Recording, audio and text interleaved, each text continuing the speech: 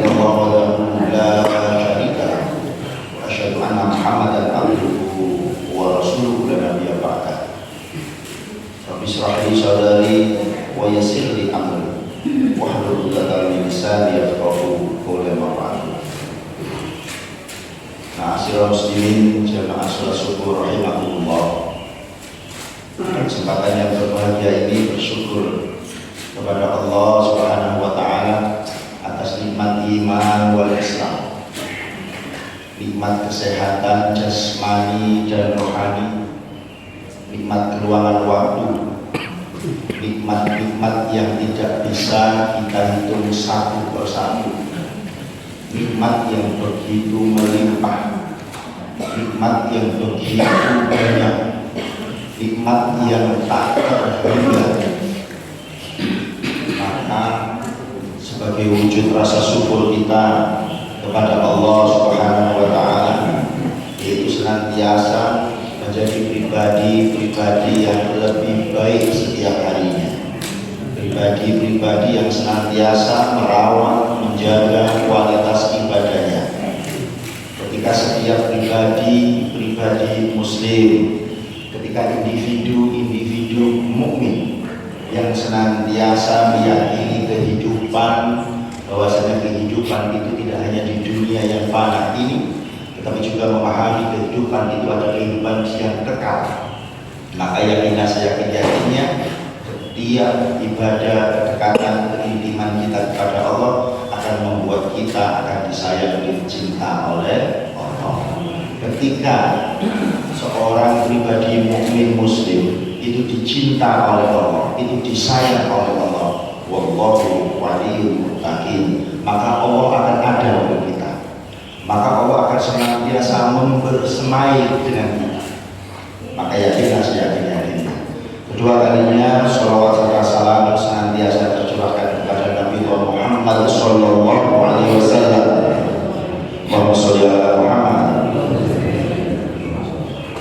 Mugi-mugi kelak keluarga kita, suami tercinta kita, istri tersayang kita, anak-anak kebanggaan kita, cucu-cucu penentram jiwa dan hati kita kelak bisa mendapatkan syafaat Rasulullah Muhammad SAW.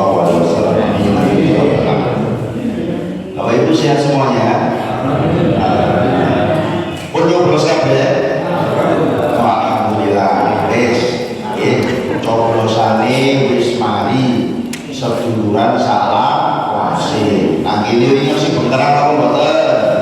Ono sing 01, ono sing 02, ono sing 04 miskin. Nggih, jadi itu sudah selesai, Pak nggih.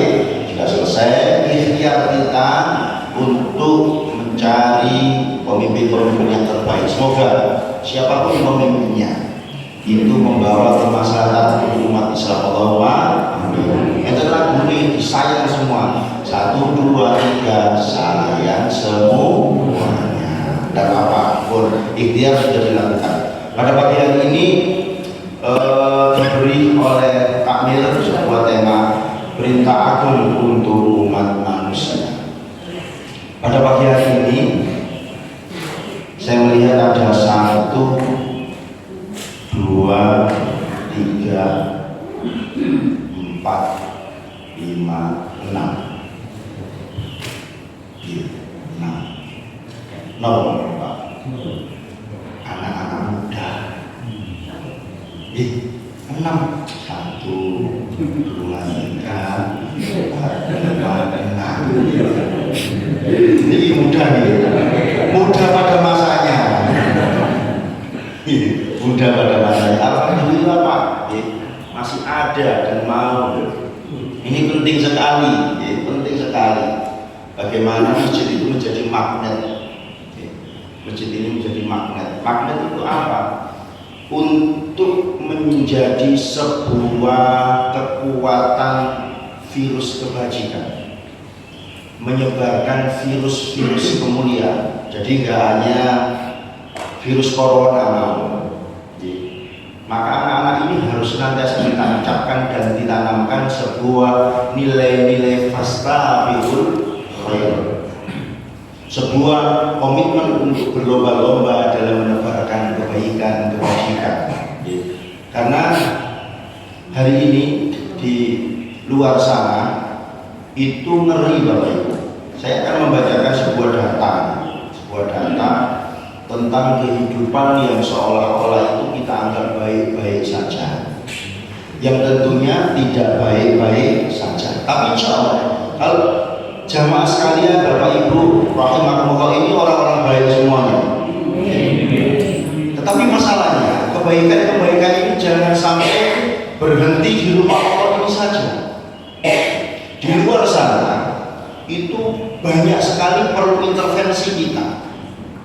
Makanya umat Islam itu tidak boleh eksklusif, tapi inklusif.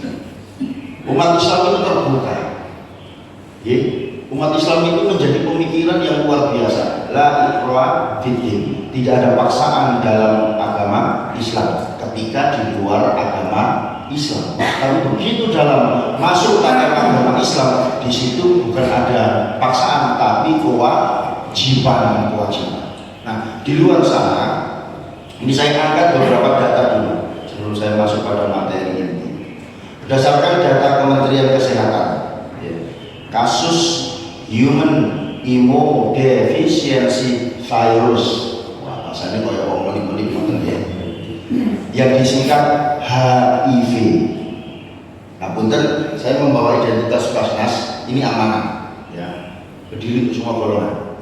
Ya, pagi ini banyak kegiatan, nanti saya sampaikan. Nah, kasus HIV, human immunodeficiency virus di Indonesia itu di tahun 2023, saya ambil data terbaru di tahun 2023 itu meningkat, dan penularan kasus ini didominasi, mohon maaf ibu-ibu, oleh ibu rumah tangga, tapi bukan jamaah al-batin di luar sana. Berdasarkan data angka tersebut, yang terinfeksi itu 35%. Tinggi Bapak Ibu, tapi dari berapa angka? Ini sebagai pemikiran kita bersama-sama. Banyak faktor-faktor yang dipengaruhi, ya. Banyak faktor-faktor dipengaruhi. Ini baru HIV ya, belum AIDS, belum lagi ngapunten raja singa, apa nih? Sifilis, raja singa. Ini ada adik kecil didengarkan saja. Maksudnya apa? Bisa didengarkan saja. Lalu yang kedua, rate divorcing, angka perceraian di Indonesia berdasarkan laporan BPS, Badan Pusat Statistik Indonesia. Kasus perceraian di Indonesia itu mencapai angka 516.334. Itu kasus pada tahun 2022. Dibandingkan dengan tahun sebelumnya ada peningkatan 15%. 2022 itu 516 sekian. 2021 itu 44743. Dari 443 naik ke 516 itu 15%. Ini fenomena yang terjadi dalam kehidupan masyarakat kita. Lalu yang ketiga,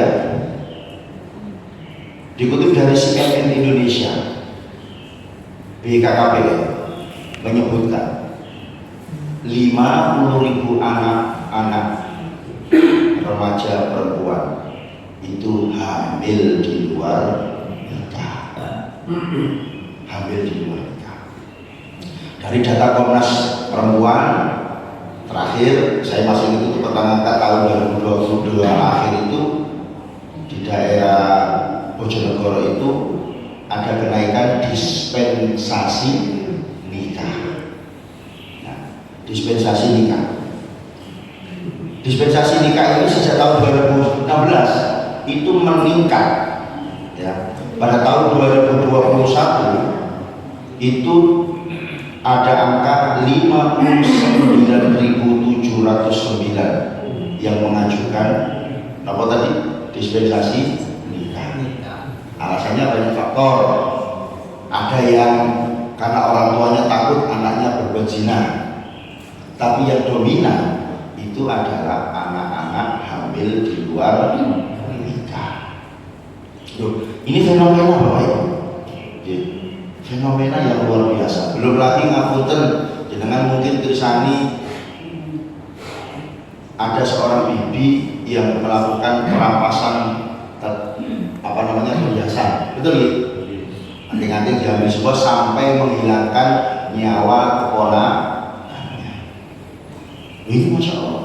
Fenomena-fenomena sosial ini adalah sebuah tanda bahwasanya masyarakat kita sedang sakit. Mohon izin, kami itu memiliki panti bayi. Panti bayi. Dulu pertama kali kami dirikan itu di daerah sini, apa namanya? Wiyung itu ada berantas ya, berantas hilir. Belakangnya itu ada PU ya, Pak Ibu. Ada PU di situ, bina marga. Belakangnya di situ kita dulu dirikan di situ. Panti bayi tahun 2009 saya masih ingat. Itu yang meresmikan dulu itu adalah Wali Kota Surabaya, Pak Bambang Deha. Meresmikan panti bayi 2009. 2011 kita pindah ke daerah Medoan, Rumput sampai sekarang. Itu panti bayi, Pak. Panti khusus bayi. Bayi dengan berbagai jenis kasus. Bayi yang memang ditelantarkan. Lahir ibunya tidak mau ini. Itu sudah kita ambil. Ada kasus yang menarik, saya sampai dampingi itu. Ada seorang remaja SMA masih kelas 2 atas nama cinta kebobolan. Akhirnya keluarga malu. Kita tampung, Pak. Sampai melahirkan. Sampai melahirkan. Ada juga mahasiswa, yang satu mahasiswi itu cinta sama oleh cinta sejak SMP, SMA, berlanjut sampai perguruan tinggi, orang tua gak merestui. Ketika di Surabaya terjadilah hubungan kawin lari, kawin sama lari-lari. Itu ya menghasilkan hubungan gelap. Hubungan gelap di tempat yang gelap, alhamdulillah anaknya tidak ikut gelap. Itu kita ambil, Pak. Monggo jenengan kalau mau bersama di daerah depan Ayu. Dan ini bahas apa? Saya bahas fenomena sosial. Akan kita korelasikan bagaimana sebuah perintah, sebuah peristiwa pada malam 27 Rajab, ketika Rasulullah Muhammad SAW itu diperjalankan dari Masjidil Haram ke Masjidil Aqsa, lalu dinaikkan ke Sidratul Muntaha. Sebuah peristiwa yang di luar akal. Belum ada listrik, belum ada teknologi, di luar nalar dan logika. Kalau tidak karena keimanan, tidak akan percaya. Karena inilah fungsinya iman. Iman itu beyond imagination, tidak bisa dinalar dengan logika. Tidak bisa dinalar. Ini merupakan sebuah fenomena yang harus kita pahami bersama-sama. Ketika Allah memperjalankan itu, Allah memberikan sebuah perintah khusus yang biasanya perintah-perintah lainnya itu diberikan di bumi, perantaraannya melalui Jibril. Puasa, zakat, haji, itu di bumi. Tetapi satu amal ibadah ini Allah memanggil khusus, Mas, Pak, Mas sampai kelas berapa? Iya. Kelas 8. Sekolah di mana? SMP Negeri 4. SMP Negeri 4. Rumahnya kan gini. Waduh, sampai nama celaka. Tunjungan orang ini. Waduh, baik Mas. Sampeyan kalau dipanggil guru biasa. Ya, kalau dipanggil BK mau gerdek. Iya kan? Kira-kira sampai dipanggil kepala sekolah, lu gerdek apa mboten? Ya. Kalau dipanggil guru, siapa namanya siapa? Fauzan. Zan. Ada guru matematika manggil. Zan sini Zan. Oh iya Pak, gimana? Zan, gini. Ya. Zan dipanggil BK. Aduh, apa dipanggil BK? Gitu ya. Apalagi sampai dipanggil kepala sekolah. Berarti di situ ada urgensi di atas prioritas. Sama. Ketika Allah memperjalankan baginda Rasulullah Muhammad SAW dari Masjidil Haram ke Masjidil Aqsa lalu dinaikkan ke langit ketujuh ke Sidratul Muntaha, itu ada urgensi betapa pentingnya ibadah sholat. Itu Masya Allah. Kemarin itu di sekolah kami itu kan sekolah negeri, itu sampling ustadznya kita datangkan, namanya Gus Ustadz, kita datangkan sampling sama sampling. Ayo coba diangkat semuanya tangannya yang tadi pagi sholat subuh, ya lumayan saya nggak angkat itu. Yang tadi pagi sholat subuh di masjid, diangkat tangannya, di sebagian yang angkat. Ini Masya Allah, fenomena apa? Karena kadang-kadang anak-anak kita, generasi kita kurang memahami betapa luar biasa pentingnya sholat. Sholat itu kepentingannya untuk siapa Bapak Ibu? Allah butuh sholat kita enggak? Enggak butuh belas, enggak butuh sama sekali. Kita yang butuh sholat itu. Mas nama sampai siapa? Teo. Apa? Teo. Mas Teo tadi kesini diajak sama kakak, berangkat sendiri. Oh sama kakak, salah tak kok. Sama kakak mana kakaknya? Oh itu kakaknya berdua. Yang bangun lebih dulu siapa? Kamu. Luar biasa. Yang bangunkan kamu apa kakak? Dibangunin Uti itu nenek. Masya Allah. Loh ini Bapak Ibu, ini Masya Allah penting. Bagaimana kita mencoba untuk memberikan pemahaman kepada anak-anak kita keutamaan dan pentingnya sholat. Sholat itu tidak sekedar gerakan-gerakan, tetapi sebuah wujud ketaatan kepada Allah. Nek sing sepuh-sepuh ngeten iki biasa. Yai harus sadar diri dan sadar posisi. Lagi sadar posisi, sadar usia, sadar diri. Itu penting Pak.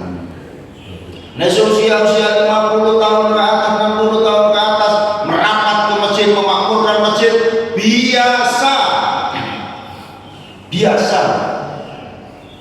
Tetapi bagaimana kita menjadikan masjid ini menjadi tempat yang dicinta sebagai wujud ketaatan kepada Allah Subhanahu wa taala. Wa ma khalaqul jinna wal insa illa liya'budun. Tugas utamanya itu. Allah itu tidak menciptakan jin dan manusia kecuali beribadah kepada Allah. Dan seutama-utama ibadah kita itu adalah sholat. Bayangkan benar. Zakat nek gak mampu ya gak usah mengeluar. Hallnya belum memenuhi, resortnya belum memenuhi, ya sudah, tidak usah dikeluarkan. Karena belum, tapi nek semua memenuhi, ya wajib dikeluarkan. Puasa, ibu-ibu, wanita itu ibadah puasanya tidak ada yang sempurna. Betul apa nih? Iya, tidak bisa sempurna. Karena selalu kedatangan tamu. Pasti itu 4 hari, 5 hari, 7 hari, pasti itu. Dan itu bisa diganti di hari yang lain. Bapak-bapak kerjanya jauh, berat, boleh diganti yang lain. Ibu hamil bisa diganti. Ada sebuah rukhsah. ada exception, ada pengecualian, ada sebuah alternatif penggantian di hari-hari yang akan datang. Ya, perjalanan jauh safar, aku tahu apa soal tidak apa-apa, tapi harus tapi sholat, wujud ketaatan kita kepada Allah tidak boleh tidak bisa berdiri dengan normal dengan duduk, tidak bisa duduk dengan berbaring. Hati-hati, jangan tidur itu gak sholat. Berbaring, ini berbaring nggak bisa, pakai ngadep ora iso, lungguh ora iso, berbaring ora iso, kedip-kedip ora iso, berarti disolati. Pemahaman seperti ini harus ditanamkan kepada anak-anak kita sebagai sebuah fondasi, tidak hanya kepentingannya untuk pribadi saja, tapi menunjukkan kepatuhan dan ketaatan kapanpun, dimanapun, dengan siapapun. Nek waktu ini sholat itu sholat, dikasih pemahaman. Mas, sholat itu sampai sholat ada 20 menit, tidak ada. 10 menit, tidak ada. 5 menit, tidak ada. 1 menit, boleh. Ini Masya Allah.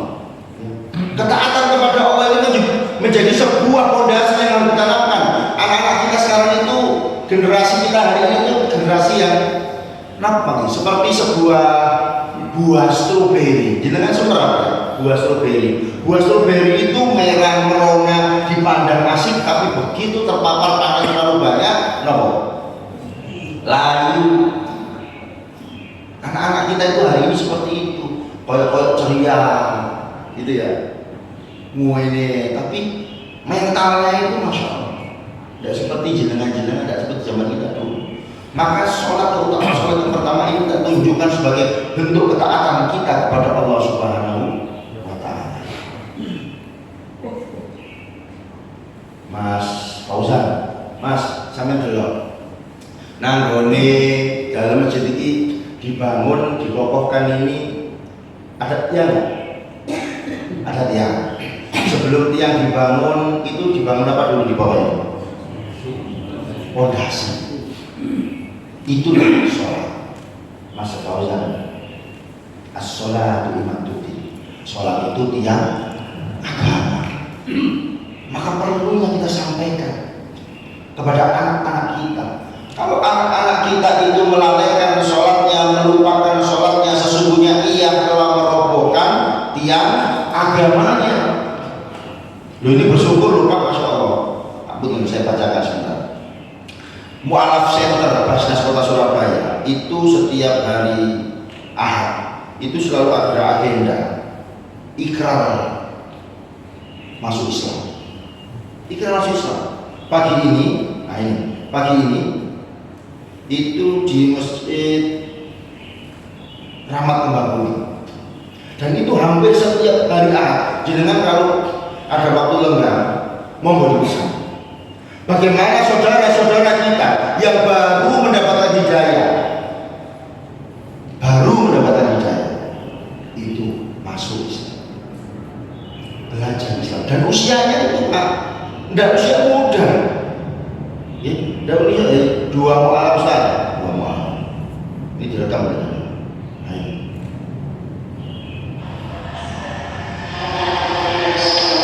Pagi ini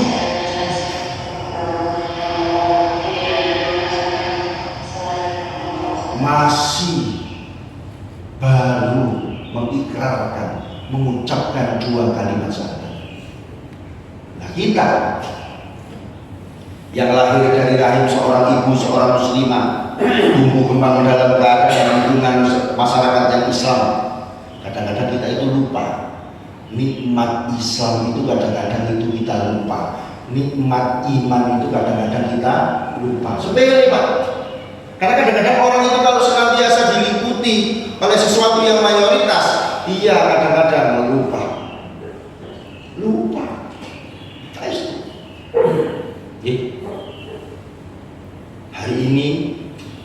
saudara-saudara kita di Gaza itu belum selesai, Pak. Yang hari ini kita bisa duduk tenang, nyaman, aman di sini. Mana sini tertutupi oleh sebuah bangunan yang tidak akan tertimpa hujan. Saudara-saudara kita di sana, Pak, bagaimana ayahnya kehilangan putranya, bagaimana seorang ibu kehilangan remaja putrinya, bagaimana anak-anak yang melihat ayahnya, ibunya terkapar di jalan-jalan, bagaimana seorang kakek, bagaimana seorang nenek melihat cucu, mantu yang sudah tidak berbentuk lagi. Itu Masya Allah, itu sebuah kenikmatan kadang-kadang. Tapi mereka senantiasa gigih dan senantiasa menegakkan perintah Allah, apapun dan bagaimanapun keadaannya. Ini ketaatan. Makanya sholat itu kan tidak bisa digantikan dengan apapun. Dan ini perlu dikasih pemahaman kepada anak-anak kita, kepada keluarga terdekat kita, kepada masyarakat kita. Jamaah ini tidak boleh berhenti. Kajian-kajian seperti ini, ketika ada materi-materi dari para yai, para ustadz, para ulama, tidak boleh berhenti sampai di masjid. Tapi jenengan itu menjadi perpanjangan tangan sebagaimana para nabi yang diutus, yang memiliki 4 tugas: menjadi saksi, menjadi pemberi berita gembira, memberi peringatan, dan juru dakwah. Dan ini penting. Sholat itu dimensinya tidak hanya sekedar ketaatan kepada Allah, tapi menjadi hubungan spiritual, hubungan spiritual kepada Allah, membangun hubungan kita chemistry untuk senantiasa mendapatkan degengan pusat wahablu minallah. Tidak hanya sekedar wahablu minas. Ketika kita ngomong tentang hubungan, coba jangan ketika datang ke sini salaman, iya kabari, ngomong. Padahal sih dibahas setiap hari, yosi pun kuat, ketemu Yesus pun kuat. Tapi di situ ada kenikmatan. Ketika kita berjabat tangan, ya, Masya Allah, saya saling menguatkan. Apalagi kumpulan para lansia. Tapi kembali, ya. Rutinitas siapa? Ternak-ternik, antar anak, antar istri. Aktivitas kita menjadi lebih hidup ketika kita di dalam masjid. Betul apa Pak? Ketika kita menunggu waktu sholat, di situ ada kenikmatan. Ini hubungan spiritual, komunikasi kita dengan Allah. Yang sebagaimana itu wujud syukur kita kepada Allah atas nikmat-nikmat yang Allah berikan kepada kita, yang tidak terhingga. Wujud syukur kepada Allah itu sederhana. Atiullah wa atiur Rasul wa ulil amri. Niku taat kepada Allah, taat kepada Rasul, dan taat kepada para pemimpin. Itu rasa syukur kepada Allah. Melaksanakan ibadah dengan sebaik-baiknya, salah satunya adalah senantiasa menjaga dan merawat sholat. Ini Masya Allah. Coba jangan bayangkan, sholat itu membuat jiwa kita menjadi bersih. Makanya yang itu ahli sholat itu wajah itu terpancar. Pada pagi hari ini saya melihat wajah ahli surga. Masih wajah amin. Berapa ini mati? Niki malaikat ini mencatat loh Pak. Niki malaikat menyimak loh Pak. Tintanya akan diturunkan, amin jenengan. Pada pagi hari ini saya melihat wajah ahli surga. Mantap dan mengamin. Ini Masya Allah. Langsung diteteskan. Itu Masya Allah. Orang itu tiang sama itu ahli sholat. Ini wajahnya akan terpancar. Cahaya bekas wudhu bersih merona, wis nggak pakai glowing mak. Tidak usah bingung. Saat ini ketergantungan dengan facial nonton itu lagi.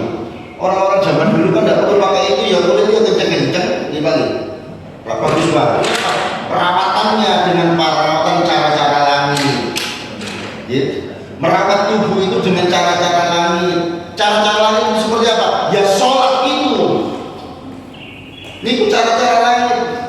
Tiang itu senantiasa istiqomah seumpama membasuh tubuhnya itu bersih. Bayangkan jenengan kalau mandi 5 kali kira-kira bersih apa mboten Pak?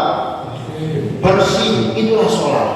Tidak hanya bersih jasmani tapi juga bersih rohani. Tidak ada waktu untuk ngerasani, tidak ada waktu untuk lambe turah, tidak ada waktu untuk membicarakan kejelekan, kekurangan orang lain, karena senantiasa apa?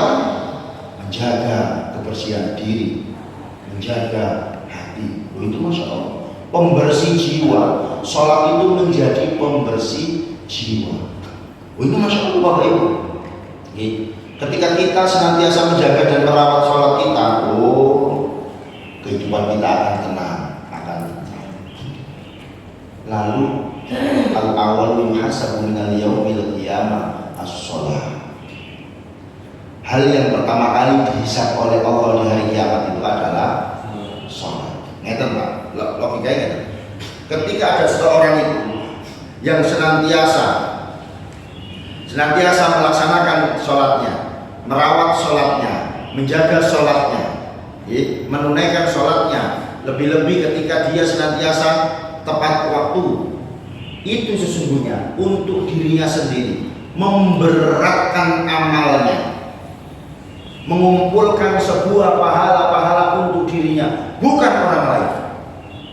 Pada hari di mana anak-anak akan lari dari jenengan sebagai orang tuanya, pada hari di mana seorang ibu tidak memperdulikan keadaan anak-anaknya, pada hari di mana suami-suami sibuk memikirkan diri sendiri, di situ tidak ada amalan yang akan menolong kita kecuali amalan yang sudah kita lakukan dalam kehidupan di dunia yang fana ini.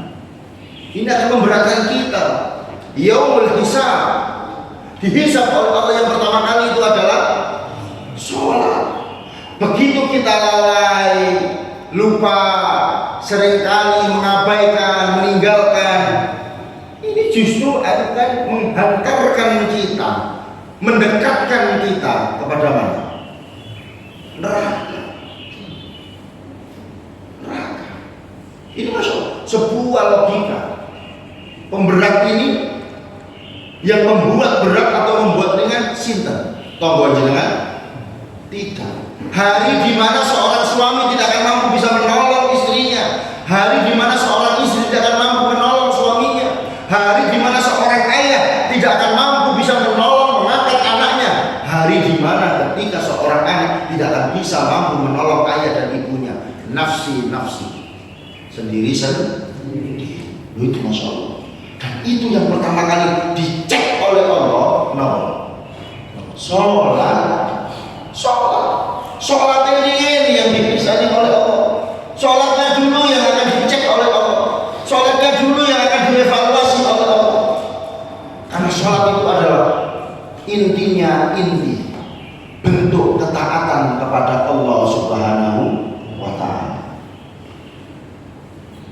Mas, ceritakan dia. Mau adik saya masih. Mas Dio, masih siapa sini? Raka. Natal. Kami sini Natal. Tan. Iya. Karena kalau Jawa kan mesti dijupuk beri kan terus. Sugito. Parno. Mas Nathan, saya mau tanya sama sampean. Rukun iman itu ada berapa? Aku ingin tahu 6 Mas. Ya. Rukun iman ada 6. Aku udah gini kan sampean ya. Rukun Islam ada 5. Mas, rukun Islam yang pertama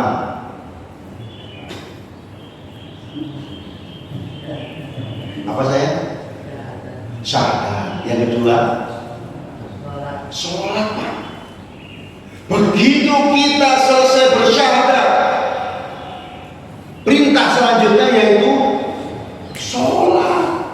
Tadi saya sampaikan di awal, tidak ada paksaan dalam beragama Islam itu. Nah, ketika kita di luar Islam, di luar lingkaran Islam, di luar circle-nya Islam, tidak ada paksaan. Gak poso, gak Islam kok, gak zakat, gak Islam kok, gak sholat, gak Islam kok. Kaji yoga Islam kok tidak ada paksaan. Tapi begitu masuk dalam Islam, di situ ada kewajiban. Sadar, sholat, terus zakat, terus puasa, terus naik haji bagi yang Masya Allah. 5. Bunyan Islam al-Khamsu. Islam itu dibangun atas 5 pondasi. Pondasi ini Islam itu 5. Setelah syahadat, sholat. Lu Masya Allah, menempati posisi yang paling atas setelah syahadat. Sholat. Ini penting sekali. Kenapa? Ketika individu-individu muslim, ketika pribadi-pribadi mukmin itu senantiasa merawat sholatnya, menjaga sholatnya, di situ akan terbentuk sebuah imunitas, kekebalan. Tidak hanya self immunity, ya, tidak hanya imunitas pribadi, tapi juga society immunity, tapi juga imunitas masyarakat. Saya kembali ke awal tadi ketika saya membacakan data-data tadi. Data-data tadi saya balik, itu ada kasus HIV yang meningkat, ada kasus perceraian yang meningkat, ada kasus anak-anak yang hamil di luar nikah, ada kasus orang yang sudah kehilangan akal warisnya. Belum lagi kalau saya cerita bagaimana hari ini di Indonesia menjadi target program masif tentang LGBT. Ada plusnya kalau bapak-bapak berhenti di LGBT. LGBT. Sekarang ada tambah nih. Ayo, sing ngomong apa tambahnya? Q. L G B T Q. Q-nya apa? Question. Girl.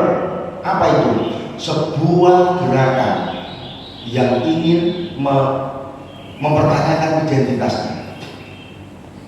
Jadi ada banyak. Loh, ini masif ini. Ada seorang artis itu yang ingin mencarikan sekolah anaknya berbasis sekolah internasional. Itu masuk ke sekolah tersebut. Yang pertama kali didatangi, yang pertama kali dicari, yang pertama kali dilihat itu adalah toilet. Datang Pak, masuk ke toilet itu. Toilet itu ada berapa jenis? Berapa? 2 untuk sebanyak coblos. Ada dua. Nomor laki-laki, perempuan. Jelas ya? Jelas.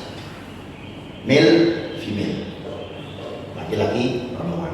Gent, woman. Jelas lagi. Ini gini waras. Questioning memunculkan satu jenis gender lagi. Di dunia ini gender itu cuma 2, Pak. Iya toh? Kelamin itu cuma 2, laki-laki, perempuan. Nah hari ini Pak, di luar sana, Masya Allah, itu ada muncul satu jenis lagi. Jadi toiletnya itu ada 3, laki-laki, male, perempuan, female. Yang tengah nomor kira-kira netral. Buat persenel itu loh, persenel mobil 0, kosong. Jadi kalau dia ada kecenderungan tidak nyaman di toilet wanita, dia bisa masuk ke toilet netral 0. Kalau dia laki-laki tidak nyaman di toilet laki-laki, dia bisa masuk toilet 0, neutral. Masya Allah. Jadi ini adalah sebuah gerakan yang sangat berbahaya, yang masif. Rugi Pak, bahaya. Saya tadi lupa nyampaikan ini. Di barat itu gerakan ini banyak perlawanan juga. Ada seorang siswa SMP lah. Di luar negeri itu kan kalau sekolah jarang pakai seragam seperti kita, Pak, ya. Bebas. Jadi pakai kaos. Tulisannya kan, the only two gender. Dikira yang belum. Bahasanya hanya ada 2 jenis kelamin in the world itu ya loh. Hanya ada 2 jenis kelamin di dunia itu bahasa Madura itu, Inggris Timur itu. Tidak. Ribut. Hanya ada 2 jenis kelamin di dunia. Bahasa Inggris Timur itu ribut. Mek ono loro jenis kelamin nang dunya, ngono bahasa ini. Itu dipakai sama anak pelajar SMP ini, Pak. Langsung dipanggil sekolah, dikasih 2 pilihan. Lepas bajumu atau keluar dari sini. Karena sekolah ini adalah sekolah liberal. Ya, Masya Allah. Dan orang yang pakai ini, Pak, anak ini, Pak, orang tuanya ditelepon. Dan apa kata orang tuanya? Saya mendukung anak saya. Loh, ini non muslim, Pak. Saya mendukung anak saya. Lebih baik anak saya keluar dari sekolah itu. Karena itu juga benar. Loh, ini muslim. Belum lagi ada pendeta. Ada pendeta yang mengakui andai kata umat Islam di Indonesia itu minoritas, mungkin Indonesia akan seperti negara-negara barat. Ini pendeta yang mau menjelaskan di TikTok ada. Ya. Bagaimana menjadi tameng umat Islam itu? Di luar itu gereja-gereja banyak dijual, betul? Muhammadiyah itu membeli gereja di Spanyol untuk dijadikan masjid. Karena di sana itu mulai anak-anak mudanya jarang yang pergi ke gereja. Ini Masya Allah. Balik ke masalah LGBT. Jadi ini bahaya, bahaya sekali. Fenomena masyarakat kita rusak. Kenapa? Imunitas individualnya mulai terurai. Banyak generasi muda Islam yang abai terhadap apa? Abai terhadap kewajibannya sebagai seorang Muslim, yaitu sholat. Maka penting kita tanamkan kepada anak-anak kita. Hari ini kan anak-anak kita luar biasa, Pak. Ceklani ini, betul kan? Oh, ini setan gepeng. Bahaya ini, sangat-sangat berbahaya. Kok anak-anak kadang-kadang ya bapak sih, mama-mama muda, papa-papa muda, itu kan nyetel HP, ya. Betul? Mungkin ini Masya Allah itu. Kadang-kadang lupa. Makanya saya ini sedang menggagas sejak 2018 masjid digital. Digitalisasi masjid mungkinkah? Itu saya tulis tahun 2018 sebelum COVID. Kenapa? Saya ingin menjadikan masjid itu, Pak, sebagai masjid yang ramah anak. Masjid yang ramah anak itu seperti apa? Ya masjid yang banyak anaknya. Mereka senang menunggu waktu sholat.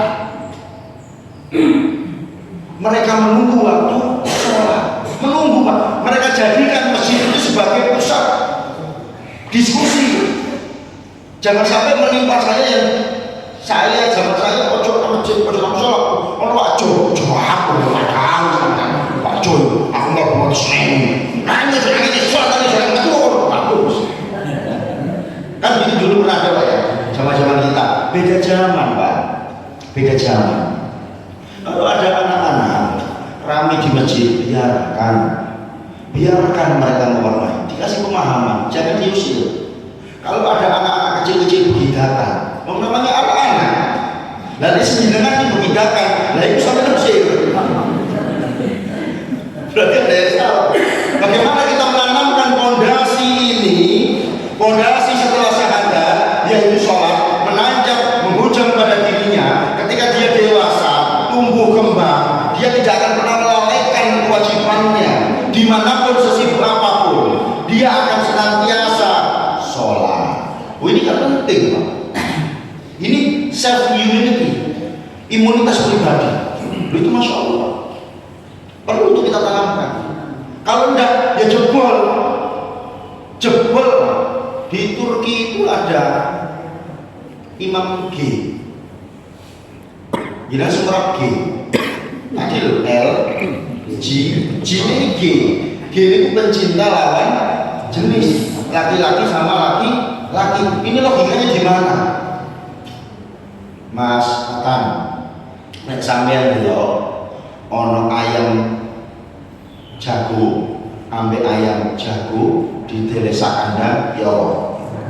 Taruh kablukan, nek ono kucing lanang ambek kucing lanang di dele sak kandang ya napa tarung kerak ngomong asu lanang ambek tak ngomong asu lanang ambek asu lanang di dele nang gone kandang ya napa gelet Pak lah nek ana wong lanang ambek wong lanang di dele sak kamar pedang-pedangan piye terus Alhamdulillah.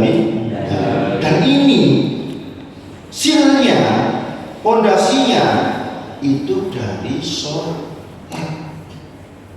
Inna sholata tanha anil fahsya'i wal munkar. Wis ngoten. Ajaran Islam itu masya Allah Pak. Pok utamanya sebuah idealisme, sebuah keutamaan peradaban pencerahan ajaran. Wis notok ajaran Islam itu mulia, sempurna, menyempurnakan. Makanya sholat itu kalau ada orang sholat kan biasanya ada guyonan ini katanya khotib itu ambil yang baik tinggalkan yang buruk. Ketika dia sholat Jumat bawa sandal CC mulai bawa sandal ambil. Jadi kadang-kadang kita itu menganggap hal yang seperti itu. Ketika ada orang itu kaya, ya sholat, tapi lambene gak bisa dikontrol. Kadang-kadang penyakitnya orang sugi itu nanti ngomong sama mana-mana.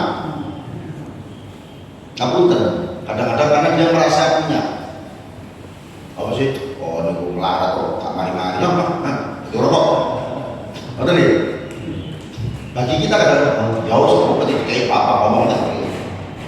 Atau kadang kita melihat sosok figur pejabat. Yo bentau itu yo umroh. Betul nih? 5 tahun sekali kita lihat haji.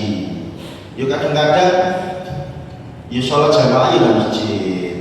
Nek poso Ramadan yo buka takjil nang omane. Idul Fitri bagi-bagi angpau. Tapi tertangkap oleh KPK.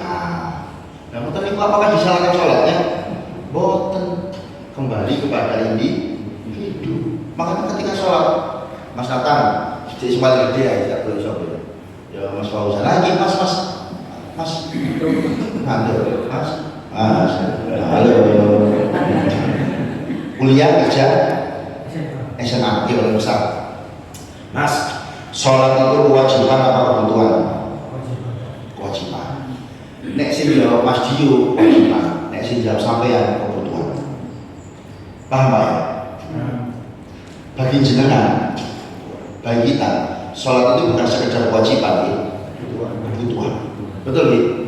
Tapi kalau anak-anak kewajiban, tapi kalau kita sebagai penutup pagi hari ini adalah sebuah kebutuhan. Butuh kita Pak. Yang butuh sholat itu kita, kulo, jenengan. Bukan Allah. Bukan Allah. Apalagi menanti detik-detik supaya kita akhirkan dalam keadaan husnul khotimah. Aku lupa hadza wa astaghfir. Innallaha huwal ghafurur rahim. Kurang lebihnya maaf.